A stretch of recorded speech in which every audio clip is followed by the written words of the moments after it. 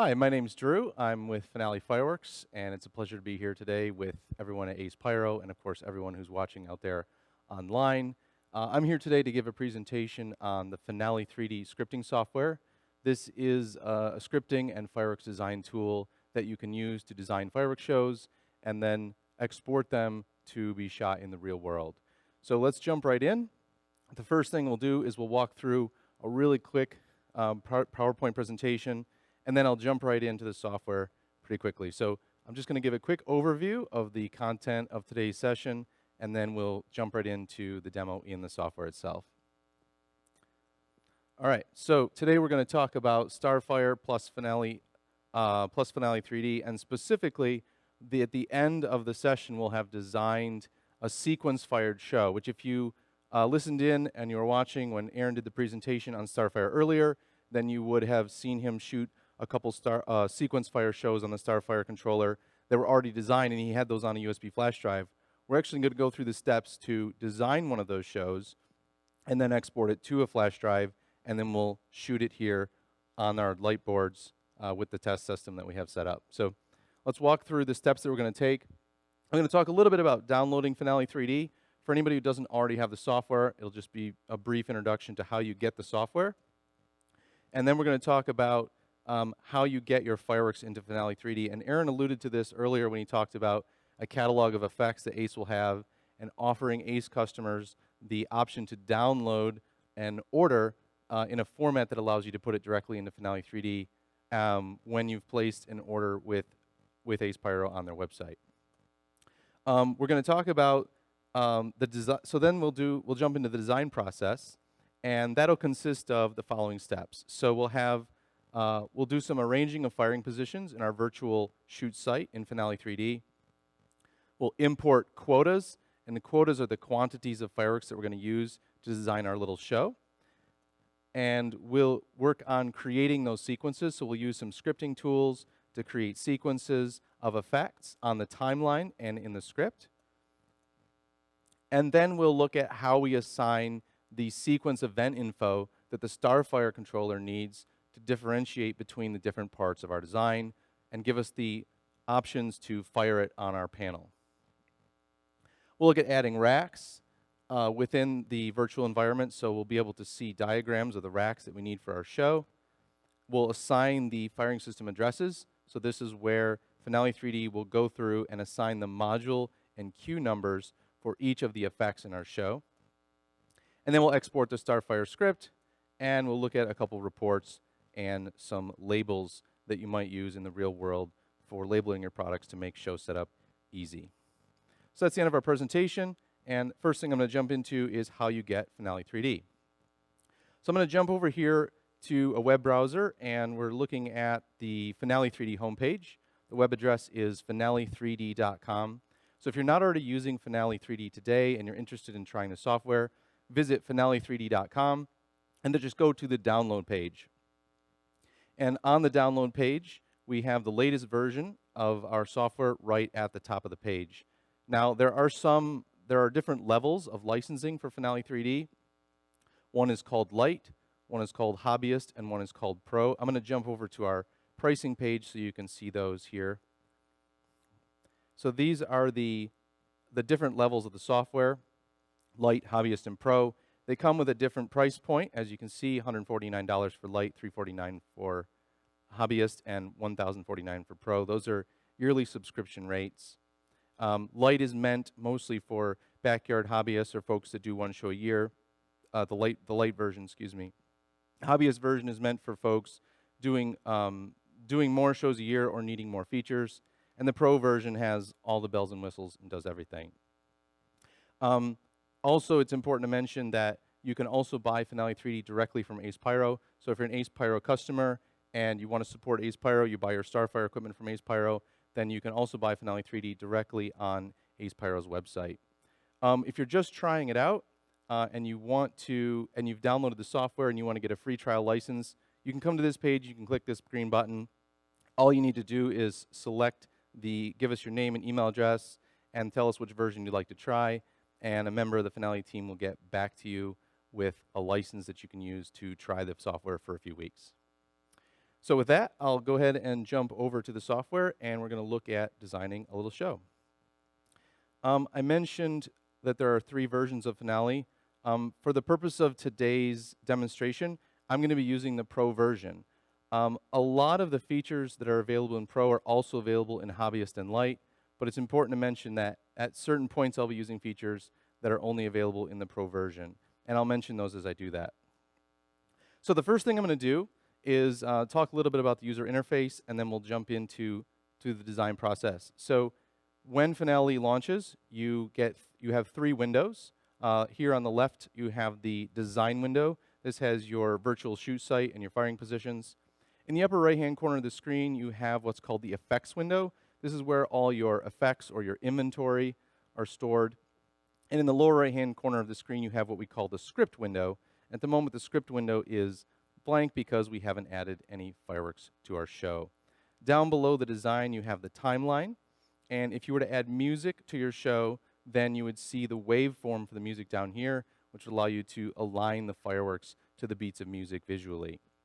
For today's demonstration, to keep it simple, I'm not going to design a show to music, but it's very easy to add music in Finale 3D. We support both WAV files and MP3s. So to get started, I'm going to make some slight modifications to my shoot site. So here I have our default show template, which opens each time you launch Finale 3D. And I have 9 firing positions, P01 through P09. I'm going to add one more position, and we're going to pretend that our positions here are for what we call fronts or smaller caliber effects, and we'll add a single position in the back for some larger caliber effects. So I'm going to use the camera presets on the right-hand side of the screen, and I'm going to switch to the top view. So now we're looking at our firing positions from the top down, and I'll go to the positions menu, and I'll just do add, and I'll add 1 position. That unlocks the positions and allows me to drag them around, and I can see here I've got my ruler so I can see where I'm dropping that position. So I'm just going to put it a couple hundred feet back right here in the center. So there's our position, that's our 10th position, and we'll go ahead and go with that. If you wanted to add more positions, you can do that from the positions menu, and there's lots of other options in there, and we won't be able to cover all the things that we can do in the limited time we have here today. So with that position added, I'm going to go ahead and lock down our positions and switch back to the front view. So that's a little bit about just a brief demonstration on arranging firing positions. Again, there's a lot more you can do there. The next thing I want to do is talk about how you get your fireworks into Finale 3D. Obviously, if you're going to design a show, you have to be able to get your fireworks in. So as Aaron mentioned, and I mentioned again at the top of this session, ACE is working on, and this is in what I would call beta right now. It's a work in progress. So this is not publicly available yet, but ACE has a catalog of effects that will match the effects that you're able to purchase on their website. So you can, once this catalog is launched, hopefully fairly soon, you'll be able to subscribe to the catalog in your online account, and you do that by going to File and then choosing Catalogs of Effects. And suffice it to say, I'm not going to demonstrate it, but if you click the Continue button, it launches a web browser, and it takes you right to the part of your online account where you can enable the catalogs that you'd like. And once the ACE catalog is launched, it'll be there. You just literally flip the switch, and then it's downloaded when you sign into Finale 3D. So here I have an example of a lot of the products that ACE has carried over the years. And what I'm going to do is use some specific products to design a small show. So the way we're going to do that is we're going to import quotas. And this is an example of one of the types of files that you would be able to get from ACE in the online system once the development's finished to be able to import into Finale 3D. So imagine that you placed an order with ACE on their website. So you're on acepyro.com, you log in, and then you'd be able to get your quotas from the order that you place with ACE. So it'd be a list of those items. So I'm going to go ahead and show you what that looks like. We'll open it up in Excel. So it's really simple. The quotas file is simply effectively a spreadsheet or a text file or a CSV file, and it has 2 columns. The first column is part number, and the second column is quantity. And so I have some part numbers here that are these are ACE part numbers. They're in the ACE catalog, and I have some quantities that I plan to use for the show. So it's just that simple, and you can create this yourself today. even though it's not available for download from ACE, or you can, it will be available for future directly from the website. The other way to get your fireworks into Finale, as I said, is to subscribe to some catalogs, and then you can enter, if you have a collection of fireworks that you own, that you already have in your magazine, you can import the quantities of the items that you have from a spreadsheet. And we have examples of how to do that on our website and our documentation. There's not enough time to get into it today, so we're going to go with the quotas file that I have prepared. So we're going to go to File, Import, and we're going to do Import Quotas. This just gives the instructions that we've already covered. I'm just going to go ahead and select the quotas, and then click Continue to Import. All right, so it says it's imported those rows. There's 3 of them. So we had 3 part numbers. And now it doesn't look like anything's changed. The reason is because we don't have the column that shows us our quotas visible in the effects window. So when you're working on a show, you're looking at some set of columns in Finale 3D. For example, right now I have the used column, which is blank because we haven't used anything in our show. I have the available column, the part number column, the description column, size, type, rack type, etc. So there are many more columns that are not visible by default. When you're scripting with quotas, you need to go ahead and unhide some columns to make it really useful. So I'm going to go up to the blue gear menu here, and I'm just going to unhide a column. This is a full list of all the columns that are in Finale 3D. And I'm just going to unhide the column called Remaining Quota. So I just clicked on that, and it's been added to the window. So right now, it's over here on the right. There it is, Remaining Quota.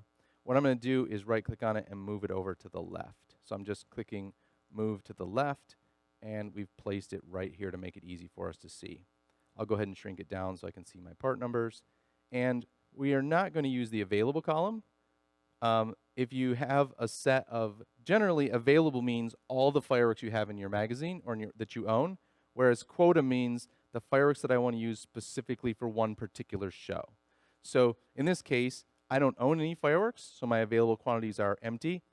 All I have are these quotas for this particular show that I'm going to shoot. That's the hypothetical scenario we're working from today. So now I'm still seeing zeros. Well, why is that? It's because the particular items that we're looking at here, there's a long list of effects, but the items that are at the very top are not the items that I've imported. So the quantities are in here. Now what I want to do is filter from the full ACE catalog just to seeing the items that I actually have purchased, that I actually have a quota for. So we have a series of filters, and we have a search box and a series of filters at the top of the effects window. So you can filter the list by size, you can filter by color, you can filter by many criteria. One of the filters is called quantity.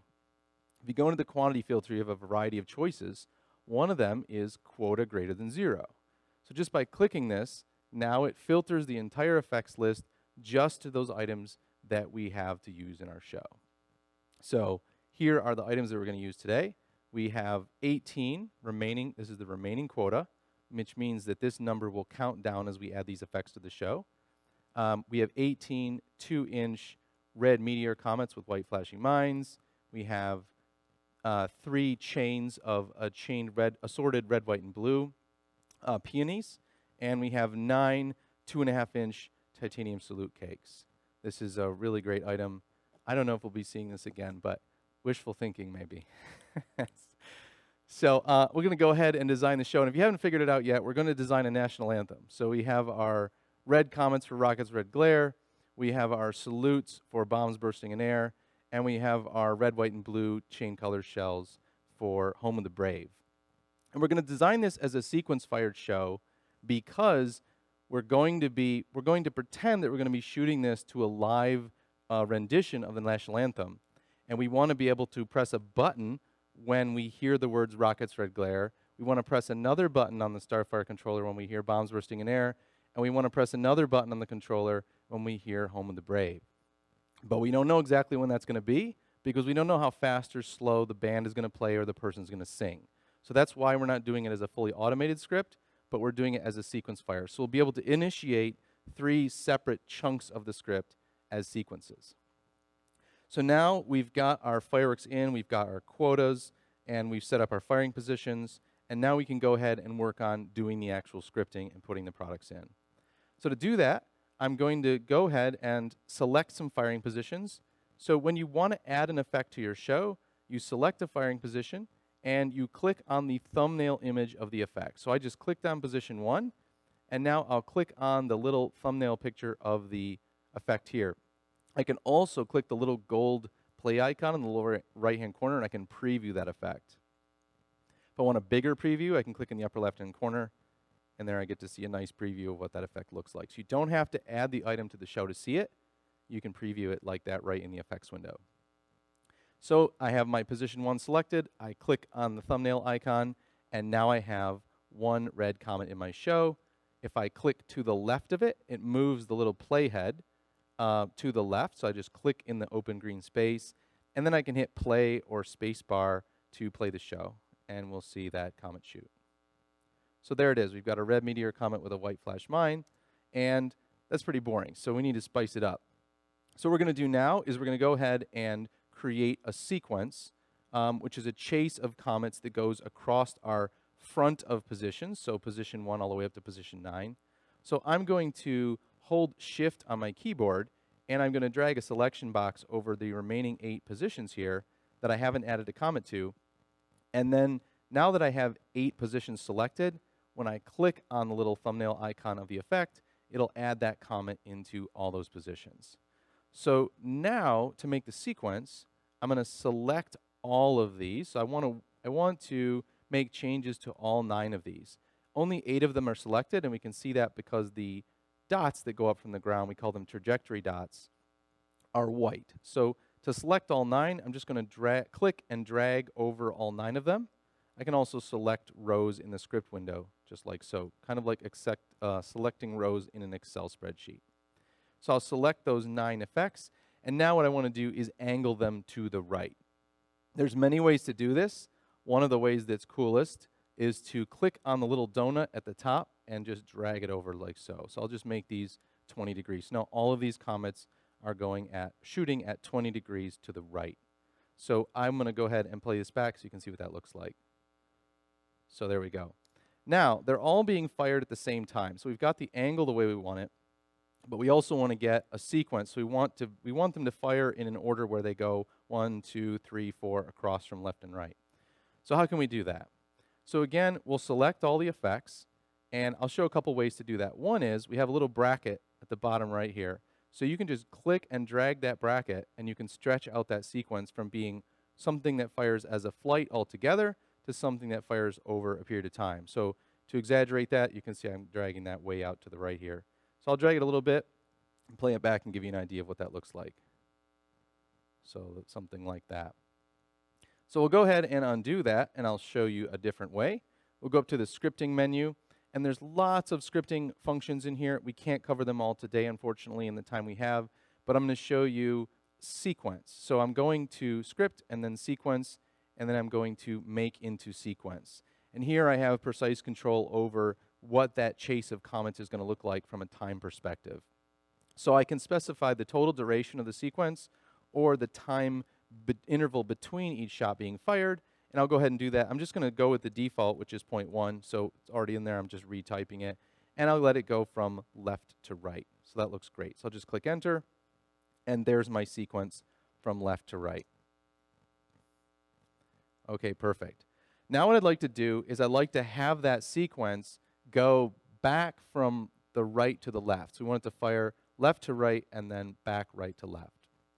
So we could start this process all over. We could add 9 more effects. We could angle them to the left. We could sequence it. Or we can just take the work we've already done and we can duplicate it. There's multiple ways to do this. One of the easiest ways is just to select the effects and then do edit, copy, and it's easiest to use the keyboard shortcut, Control-C, and then we'll paste using Control-V. So since I'm here, I'll click that menu item, and I'll just come over to an open area of my timeline and click to put the playhead, and I'll press Control-V on my keyboard to paste. So now we have the same sequence repeated twice, but what we actually want is we want the second sequence to come back from the right to the left. So I'll select those effects, and I'll use a couple scripting functions to do that. Of course, I could drag the trajectory dots, but instead, I'll just go up to Script, Angles, and I'll do Mirror Angles. Now they all point the other direction, and we're halfway done. So they're still firing from left to right, even though we've got the angles fixed up. So to change that, we'll go up to Script, and we'll go to Reorder, and we'll do Reverse Order. So now we've mirrored the angles, and we've reversed the firing order, and now we have a sequence that goes the other way. And they're also being shot to the left at that negative 20-degree angle.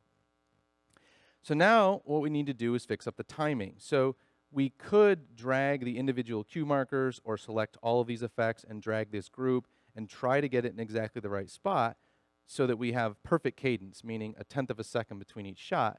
But we can just select everything and then use the sequence command again to achieve the same result. So I'll go ahead and do that. I'll go to Script, Sequences, and this time, instead of make into sequence, I'm going to choose an even easier command called Spread Out Evenly. And it literally does just that. I put in the time interval that I want, and I click Enter, and now all of those effects are spaced apart 1/10 of a second precisely. So if I play it back, I get something that looks like this. So there it is. Let's say that that's Rocket's Red Glare, and our sequence is done. So let's do Bombs Bursting in Air next, and then we'll do Home of the Brave. Now, we said that we're going to make a sequence-fired show, and we're going to have 3 buttons that we press. So the first button that we're going to press in the StarFire controller is going to be the button number 1, and we're going to we're going to shoot all of these effects. The next button that we're going to press is going to be button number 2, and it's going to be for Bombs Bursting in Air.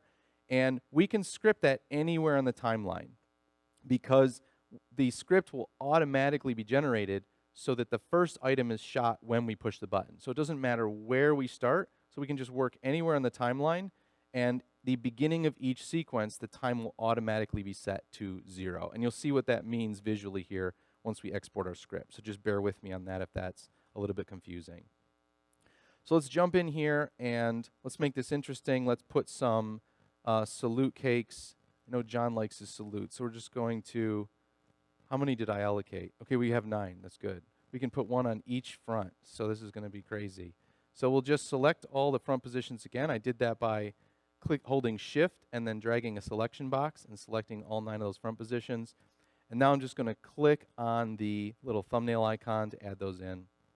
And there we go. Just drag that over a little bit, and let's see what that looks like. I think if you're watching the stream, that probably sounded pretty awesome. If you're here in person, then unfortunately it was just visual. So those have got the whistle tails, and then they go up to the salutes at the top. So that's our bombs bursting in air. That's going to be all there is to it. So we're going to fire those all straight up. It's a pretty big cake, so we're not going to angle that. Just going to leave that just there like that. That's all set. So now we'll move on to Home of the Brave, and we can put that anywhere we like on the timeline. I'm just going to work over here around the 25 second mark. And for this, we're going to click on the position in the back. That's our shell position, position 10. And we'll go ahead and click to add one of these effects in. Oops, sorry, that was the wrong effect. That's a cake there. This guy. So this effect here is a chain. So when we click the thumbnail icon, we're not adding a single shell, we're adding an entire chain. So this is an assorted red, white, and blue peony chain. So when we clicked, we actually added 12 shells on the chain, and it's set up to count that as one chain. So we have 3 total chains available. We just put 1 in, and we have 2 left. So this time I'm going to do some angling here, and I'm going to demonstrate another way to angle effects, just so you're familiar with it. So I'm going to select this chain, and I'm going to come over here so you can see where it is in the script window, and I have the tilt column, and you can see those tilt angles from our earlier sequence of comments here. That's the values here, the 20 degrees to the right, and then -20. So for our chain, I'm just going to angle this chain by typing in a number. So much like an Excel spreadsheet, you can just type directly into the tilt column in the script window. So for this chain, I'm just going to enter an angle of -30 degrees, and it's pretty aggressive, but let's pretend we're over water and we can do anything we want. So there we go. We've got that one chain in at -30 degrees. I'll go ahead and put in our second chain, and I made sure that the playhead was at the same time, so that chain came in and it's being launched at exactly the same time as the others, as the first chain.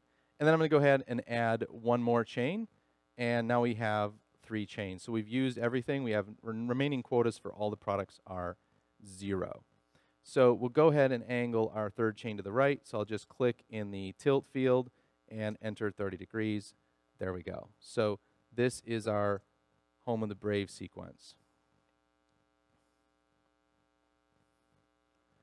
And that's it. That's all of our product. So the next step is to enter some info, some sequence event info, to tell Finale what section of the script we expect to be assigned to a specific button on the StarFire panel. So we're going to go ahead and we're going to start out by selecting the first sequence here, and then we'll scroll up to that section, and we're going to go ahead and right-click on those events, and then we'll just hit Edit Properties. There's a lot of fields in this dialog. The only two we need to worry about are the track and the notes. Before we jump into this, we should talk a little bit about the anatomy of a StarFire script. So I'm going to go ahead and show a StarFire script on my screen here in Excel. And here it is. So this is the kind of file that Finale is going to generate automatically. And forgive me for one moment. We don't have to make this, but it's important to kind of understand what's here so we understand why we're putting in track values and why we're putting in notes values. So here we have our module information, our queue information, the fire time, the display time, the quantity. These are the things that the real key components of the script are the module, the queue, and the fire time. If you're shooting an automated show, that's all you need: module, queue, and fire time. The other information is really for the user's reference. It's the kind of information that scrolls across the screen when you're scripting a show. If you're doing a sequence-fired show, there's 3 additional pieces of information that the controller needs. It needs the sequence event name, the sequence event page number, and the event number. So the sequence event name is the thing that appears on the controller of the StarFire. So if you're at the show and you're about to shoot the national anthem, you know which button corresponds to which part of the national anthem. You're not going to want to shoot your bombs bursting in air when you're supposed to shoot rockets red glare and vice versa. So we have that name, and that's what we're putting in the notes field. In Finale 3D, we have a notes field, and anything we put in the notes field, when it's exported, is going to come into the sequence event name. Then we have the event page and the event number. StarFire is a little bit unique in the way that it has the ability to shoot a lot more sequences than it has buttons on the panel. And the way it's done is by having pages. So if you on your first page, you can have 32 sequences because there are 32 buttons on the StarFire panel, and then you can have another page and another page and another page, and in each of those pages, you can have another 32 sequences. And that's why the combination of sequence event page and sequence event number exists, to give the ability to have more than 32 sequences, even though there's only 32 buttons. So we're going to accomplish choosing the sequence event page and sequence event number we want by using the track field in Finale 3D. We don't call it this specific thing. We use a more generic name, but it will export into these proper fields for StarFire. So let's give that a try. So I'll go back to Finale 3D here, and remember we need to have a sequence event name, and we're going to put that in the notes field. So we're going to call this rockets red glare. There it is. And because we have all of our red comets selected, you can see they're yellow down here, we're actually editing the notes for all 18 of those items simultaneously. So you can see up in the upper left it says 18 events selected. So when I click enter, I don't have to then go to the second red comet and the third red comet. I'm doing all 18 together. Now for track, I need to put in a number that will represent our sequence event page and our sequence event number. And since we only have one field, we have to put in a number that's going to take care of both of those things in one box. The way we're going to do that is we're going to put in 101. Finale is going to use, when you enter a 3-digit number, Finale is going to use the first digit as the sequence events page and the second 2 digits as the sequence event number. If you need to have a longer number, say for example you had more than 9 pages, so now you have page 10 and you have, say for example, sequence 24, you can type a 4-digit number, something like page 10, and see, here we have 1001, 1024 will be something like this. So this will be, when you enter a 4-digit number, the first 2 digits will be the page, and the second 2 digits will correspond to the event, which corresponds to the button on the panel. But we only have 3 sequences, so we only need we only need 1 page, and we just need to use a 3-digit number. This will make more sense when we look at our script after we export it. So that's all set. We're going to just click enter, and we can see over here in the notes field that we have, I'm going to go ahead and hide some of the fields that we're really not using so we can get a better look at the script. So I'm just right-clicking on some fields, and I'm just hiding some information that we don't really need to see right now. And then I'll just make some of the other columns bigger. So here's our notes field, and we can also see our track field by unhiding it using the blue gear menu. So I'll come over here, and I'll find the track column, and I'll add that to our script window. They're always there. Sometimes they're just hidden because there's so many fields, it would be impossible to look at all of them as columns at the same time. So there's our track, and there's our notes, and we got those in there by right-clicking on these effects and clicking Edit Properties and coming in here. So we just need to repeat that process for our second sequence. So we'll come over here, and we can select in the script window, or we can select here. It's a little bit easier in this case to select on the timeline. So I'm just click and drag over these guys, and then that selected our 2.5-inch titanium salute cakes. I'll just right-click, do Edit Properties, and we need to specify once again our track number and our name for our sequence, and we're going to put that in the notes field. So I'll put in bombs bursting in air. And for the track, I'll put 102. So remember, the first digit is our page number, and the second two digits are our sequence event number. So I'll go ahead and click enter, and then we see those values being put in. So we did them all simultaneously. You could go down and type 102, 102, 102. You could even use copy paste, but using the properties is even easier usually. So go ahead and do that one more time. And here we've got track 103. And then for this one, we've got Home of the Brave. Just got to spell it right.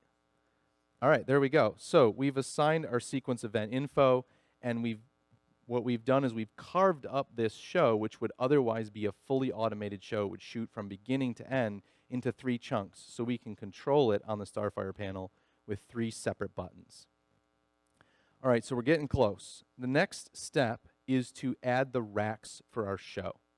So another thing that ACE will be able to provide you, or you can create yourself, is the definitions of racks. Now, if you're buying your racks from Ace Pyro, they'll be able to give you a set of all the racks that they sell that have a standard configurations. So here I have a collection of effects that includes all of the mortar tubes and racks that ACE sells, and I'm going to use those for the purposes of this demonstration.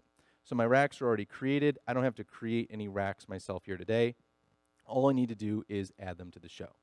So we're ready to do racking, and after we do the racking, we're going to assign the firing system addresses. I know that I need to do that because when I look over here in the columns in the script window called rail and pin, think of rail as the module number in StarFire terminology, and think of pin as the queue number. So they're completely blank, and we need to have numbers in there so that the firing system knows where each of these items are in the field and when each circuit should be fired. So first we're going to do racking, and then we're going to do addressing. So to add racks, we're going to come up to the racks menu, and we're going to do add racks for show. And here we have a choice to choose where our racks are coming from. I'm going to pull my racks from the Ace Pyro Racks effect file that I have here, and then I'm going to use these checkboxes to determine what's getting racked. So if I just want to rack my 3-inch shells, I can uncheck cakes and uncheck single shots. I want to rack everything, so I'm going to check all of those boxes. So I have a cake rack here, I have my 3-inch mortar rack, and I have my 2-inch single shot rack.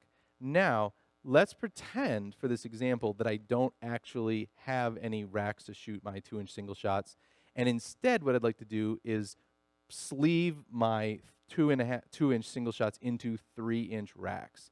So let's go ahead and cancel and just demonstrate how that would be done. So the way you would do that is you select those effects, and then you right-click on them in the script. So I've selected those 18 comments. I'm going to right-click, and I'm going to do Set Sleeve Size. Here I'm going to go ahead and put 3-inch. It's already there, so I don't have to type it. And I'll click Enter. Now, we've told Finale that instead of using a 2-inch rack or putting those single shots into a single shot rack, we're going to put them into a 3-inch rack. So now when we go back to racks and do add racks for show, we're no longer being offered the option to rack any 2-inch single shots because Finale knows they're now going into 3-inch racks. So we've selected our 3-inch rack here already. We've got our cake rack. Everything is just happening pretty much automatically.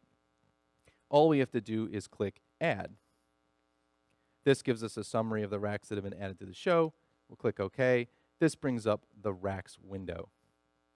I'm going to go ahead and close the racks window and look at it a different way, which is by going to the window menu and choosing preset 3. What this is going to do is display the racks window instead of our simulation, like so. In the upper right-hand corner, we have a drop-down list, and it shows us, we can see an overhead view of our site with all of our firing positions, and we can choose any one of our firing positions. I mentioned earlier that some of the features that we're going to look at today are available in all versions of Finale, and some of them are only a Pro feature. This is the core feature of this presentation that's only available in Pro. So the ability to visually see your racks and drag and drop racks is a Pro feature. So right now, we have a cake rack here, and we're looking at position 1. So if we go back to our design really quickly, position 1 is this guy over here on the grass. He was, this position is being used to shoot a couple comets and that 2.5-inch salute cake. So if we go back to our racks view, kind of keep that in your mind, and this is where our cake will go, and these are our 2 3-inch racks. We can see our effects are sitting on the ground over here. We have the effects, the cake, and the 2. They're listed as 3-inch because we sleeved them, but they're actually 2-inch single shots. They're just laying on the ground. The reason they're laying on the ground is because we haven't assigned the firing system addresses for the show. So we could go through the other positions, and they're going to look basically the same. The only exception is going to be position 10, where we don't have a cake. We just have those 3 chains of shells. So that's why we have 3 racks here. And you can see the angles of the racks at the top. We have 1 rack at -30, 1 rack at 0, and 1 rack at 30. The racks are automatically angled when they were added to the show based on the design. So Finale automatically figured out that we were shooting a Finale chain at -30, so it angled the rack that way. We're shooting a chain straight up, shooting a chain at 30 degrees to the right, so it angled the racks automatically. So all the racks are in, and all the racks are angled just the way they need to be for the show. So the last step is to assign the firing system addresses. So we'll go to addressing, and we'll choose address show. We'll go ahead and choose StarFire, which, unlike the name Ace, which always comes at the top, StarFire always comes last. So it's at the bottom of the list, but it's there. So right there, StarFire, and your only choice for StarFire in terms of a module slat type is StarFire FM, which stands for field module, or a custom module. So the StarFire FM choice refers to the 32Q StarFire module. If StarFire offered modules with other configurations, like a 6Q module or an 18Q module, those would be options that you could choose here. You can also define your own custom module. For example, some users like to leave pin 32 or pin 31 and 32 open on their slats. That way, on their shoot site, if another terminal breaks, they have an open terminal on each slat that they can use as a substitute. So you can make a custom module that tells Finale, don't use 32 or don't use 31 and 32 on your slats. So next we can choose how many E-matches we're allowing to be on a single pin. Remember, pin means queue. So if you leave this set to 1, you'll never have more than 1 E-match going into any queue on the StarFire slats. StarFire, the possible addressing range starts with 1 and it goes all the way up to 254. So you don't need to put anything in here unless you want to start with a module number other than 1. And I want to start with 1, so I'm going to leave that alone. For my order of assignment, I'm going to just go with the defaults, but I get to choose. There's about 130 million options you can choose from to order your firing system addresses. For this show, it's so simple. It's perfectly fine to order the queues by position and then by event time.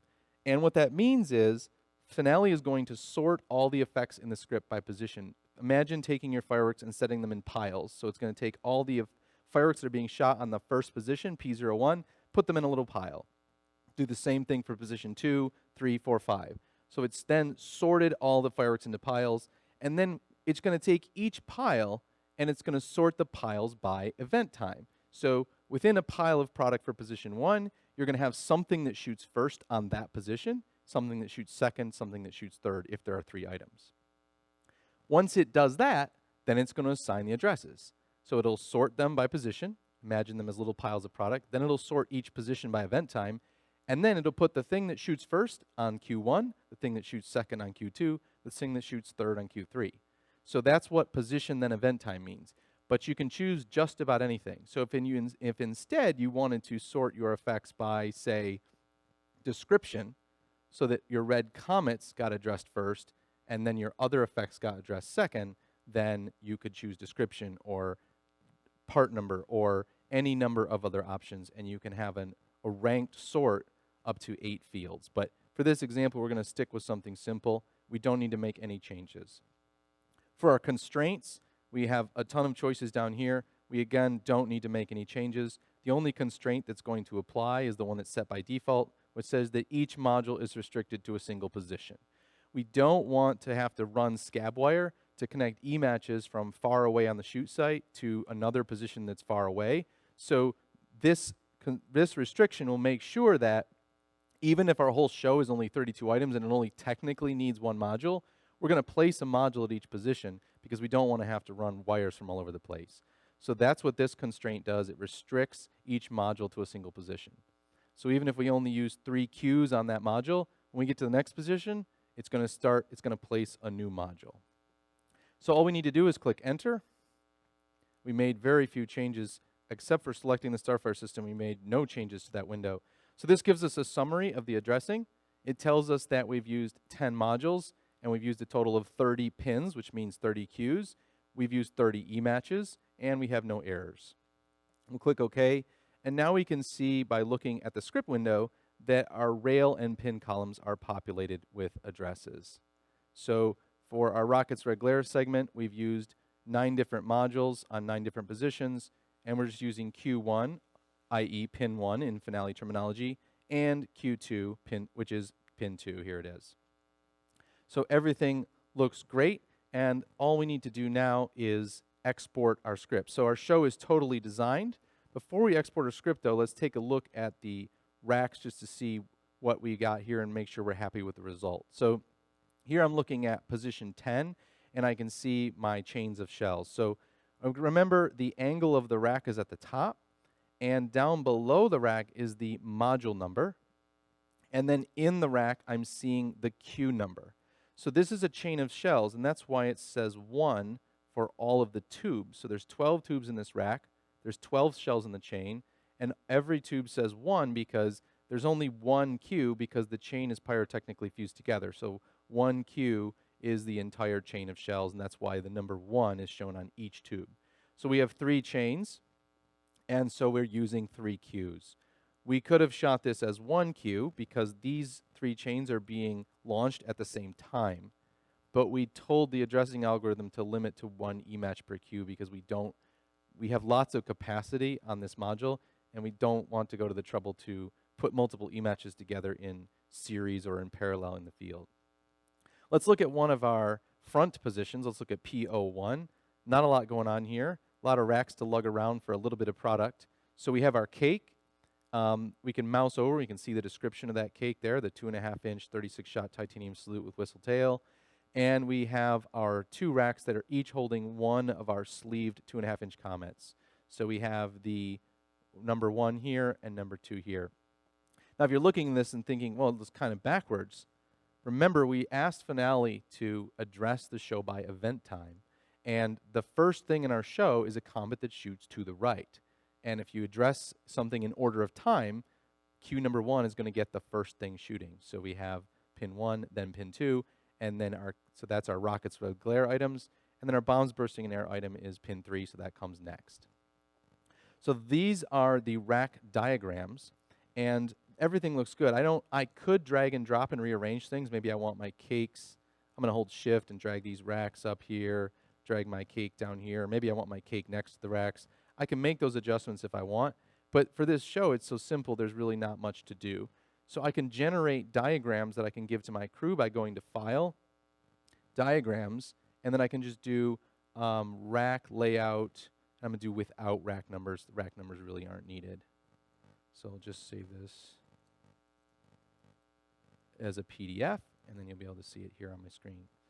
So here is our rack diagrams. It looks effectively exactly the same. It's just formatted for printing.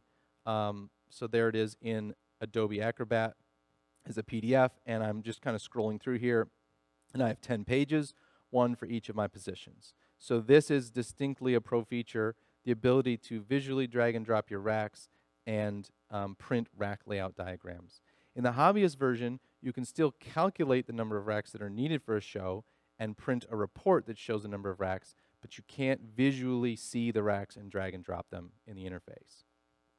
The Lite version has no concept of racks. So if you opt for Finale 3D Lite, rack calculations are entirely something you would have to do on your own. Finale 3D doesn't, the Lite version of Finale 3D doesn't provide any racking functionality. So that's our diagrams. Let's go ahead and print a report. So we'll go ahead and go to File, Reports, and we'll just go to Basic Reports, and let's generate a wiring script. This might be the report that you would pull to give to your crew to wire this show. Possibly this is a really efficient use of paper because it puts everything on one page. Even though we have 10 different positions we're shooting, there's very little on each page. So here we have our module and queue numbers. We have our position name, P01 for these 3 items, and the part numbers, description, sizes, the quantities, the firing times, track numbers, angles, and the notes that we put in. We can run a report that does something similar that looks a little bit different by going to Special Reports, and a report that a lot of people are familiar with is set up by position. Go ahead and do that one. And that looks more like this, but in this case, we have pagination based on page breaks based on position. So you get all your position 1 items on page 1, which is handy if you have crew members going to different parts of the field.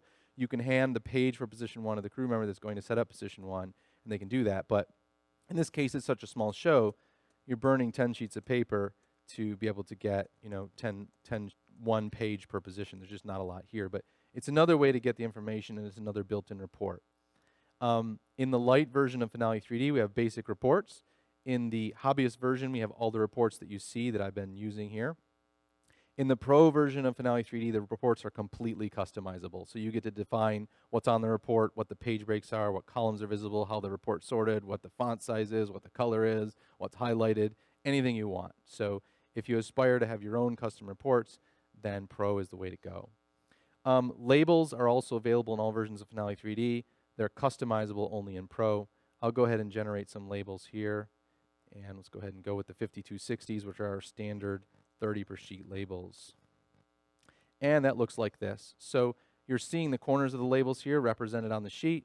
Your other information is your part number, your position, your module number, your queue number, the angle the effect's firing, what it is, the description, and then how many E-matches are on that queue. And then we have the queue number, module and queue number, the address repeated in the lower right-hand corner again. So if we zoom out here, you'll see that whole page. So we have one page of labels for this show. And the reason we have more effects but fewer labels is because a chain of 12 is only getting 1 sticker. So Finale's automatically generating just a single sticker for the entire chain of 12 shells, since it's just 1 queue. So there's our labels, there's some reports, we can print a binder, give it to our crew, and the last thing we need is our firing script. And what I'm going to do is, you may not be able to see this if you're not here in person, but I'm going to go ahead and put a USB flash drive into my computer. And there it is, it's empty at the moment. I'm going to go ahead and go to the File menu. I'm going to go to Export, Export Firing System Scripts.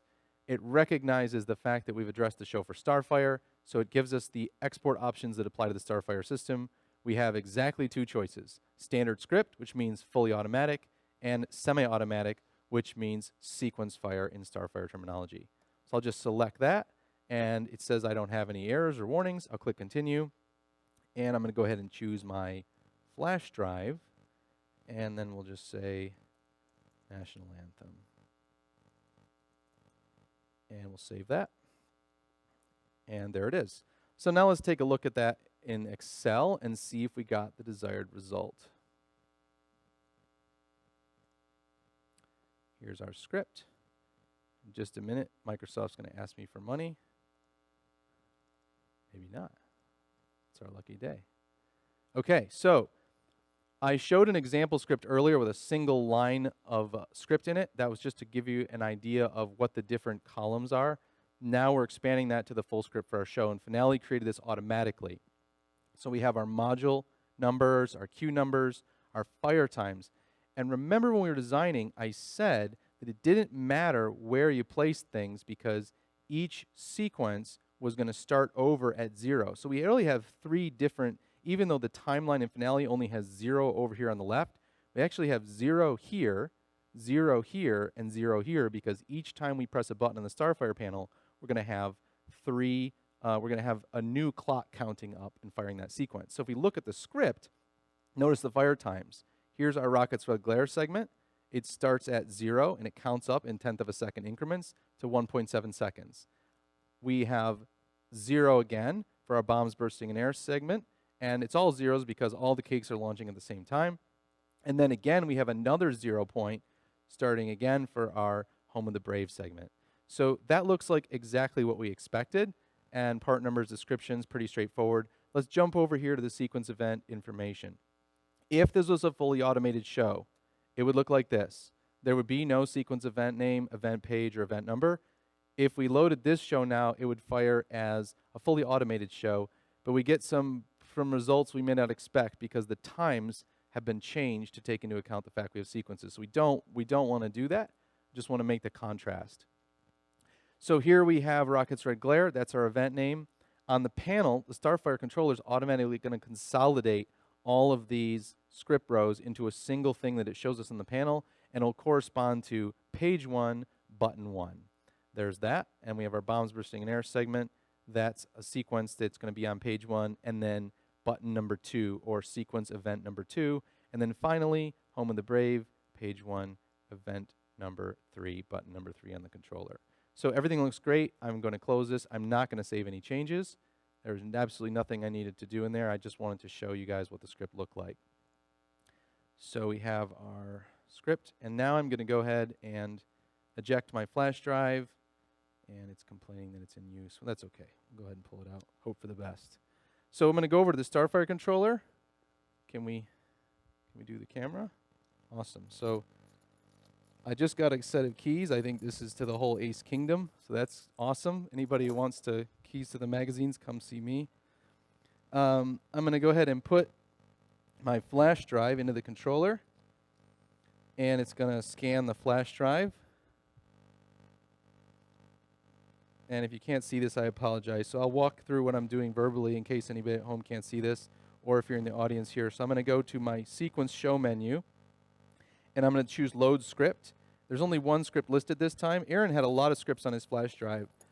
He shoots a lot of shows, but I don't shoot as many shows. I've just got this one script on my flash drive, so I'm just going to click select file. It's going to load that in, and then it loaded those 30 lines of script, which is exactly what we expected. I'm going to hit program modules, and now we're going to wait a little bit as it goes through and programs all the modules. And if you hear and you can see the green comms light between the posts on the modules, you're going to see some green and red flashing. The green is for the modules all receiving a programming command, and the red is the confirmation back that they got the script. So right now we're programming module 4, and now we're programming module 5, et cetera, et cetera. Just give that a minute to finish.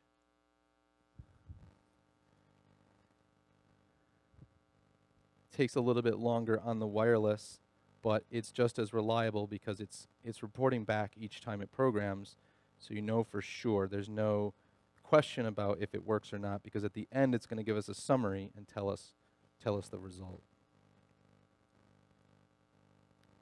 Module 10, okay, we're on the home stretch. All right, 10 of 10 modules programmed correctly. And I could have removed the flash drive earlier, but I'm going to go ahead and just wait until it got done programming. So we're good there. So our modules are programmed.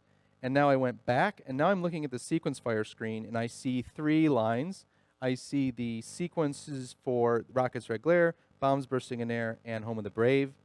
And I have 3 buttons lit up on my panel. So I'll go ahead and arm the system. And what I'm going to do before I shoot this is I'm just going to go do a module status to make sure that my firing voltages are good, which I would expect because we're in an environment with very little wire. So I can see my script is loaded. It shows me that it's good, script verify, and I have good voltages in all my modules. So I'm going to go back to sequence show. I'm armed at this point, so all I need to do is press button 1 to get the Rocket's Red Glare sequence. So let's give it a try. and it's pretty difficult for anybody but me to see perhaps, but we did get a chase of lights that blinked from left to right and then right to left on the light boards, on the little light bulbs that are plugged into the slats. So go ahead and do sequence number 2. This is bombs bursting in air, and this is just going to be a single blink across all 9, the first 9 modules. So blink of an eye and it's done. Home of the Brave, even though we're shooting 3 chains of 12 shells, which would be pretty impressive in real life, since it's just one cue, all we're going to see is one light blink over on module 10. That was our module that was in the backfield position, and there it is. So that's our show, and that's the process of designing a sequence fire show in Finale 3D. If you have any questions, of course, if you're here in person, I'm happy to take questions. If you're watching online through the stream, please feel free to reach out to Ace Pyro with questions and reach out to myself. The best way to contact us is through our website. I'll go ahead and pull that up. My email address is drew@finale3d or drew@finalefireworks.com. If you forget that, feel free to come back to our website anytime, and you'll be able to see on the footer of any of our pages, if you come down to the bottom, you'll see our support email address, and I get all those emails as well. So just shoot an email to support@finale3d.com, and we'll get all of your questions squared away. If you missed the beginning of the presentation, I'll just quickly mention, if you're new to Finale 3D, you want to give it a try, go to finale3d.com, come over to the pricing page or the download page. You can start at either place. We've got a giant download button here for the latest version. It's absolutely free to try Finale in demo mode. You can also request a free trial license for Light, Hobbyist, and Pro, and we'll get you set up with a license to try all the features of any version for a couple weeks. And that's it. Do we have any questions? Everyone's asleep. All right. Perfect. My job is done. So thank you, everyone, for being here. Really appreciate it. For everybody who's watching online, thank you very much for joining us, and enjoy the rest of your weekend.